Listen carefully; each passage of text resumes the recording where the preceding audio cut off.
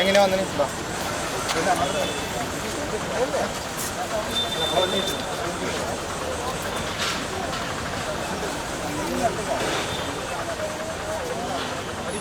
Kannur railway station പരിസരത്ത് നിന്ന് അതിസാഹസികമായി excise മയക്കുമരുന്ന് പിടികൂടി. 7 ഗ്രാമോളം MDMA പിടികൂടിയത്.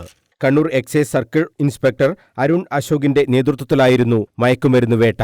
2 പേരെ അറസ്റ്റ് ചെയ്തു. കൊളച്ചേരി മെച്ചാൽ വീട്ടിൽ KP സജ്ഫീർ, Thalassery Shanti മൻസിലിൽ A Riyas എന്നിവരെയാണ് അറസ്റ്റ് ചെയ്തത്. Kannur excise enforcement and anti narcotic special squad ഓഫീസിലെ പ്രിവന്റീവ് ഓഫീസർ PP സുഹൈലിന് ലഭിച്ച രഹസ്യവിവരത്തിന്റെ അടിസ്ഥാനത്തിലാണ് റെയിൽവേ സ്റ്റേഷൻ പരിസരത്ത് പരിശോധന നടന്നത്. പ്രതികളെ കീഴടക്കി പരിശോധിച്ചപ്പോഴാണ് 6.28 ഗ്രാം MDMA പിടികൂടിയത്.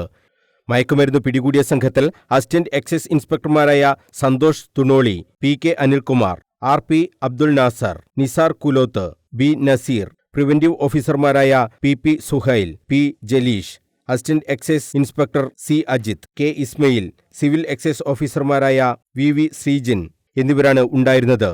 പ്രതികൾ എവിടെ നിന്നാണ് മയക്കുമരുന്ന് കൊണ്ടുവന്നത് എന്നതടക്കമുള്ള കാര്യങ്ങൾ അന്വേഷിച്ചു വരികയാണെന്ന് എക്സൈസ് അറിയിച്ചു.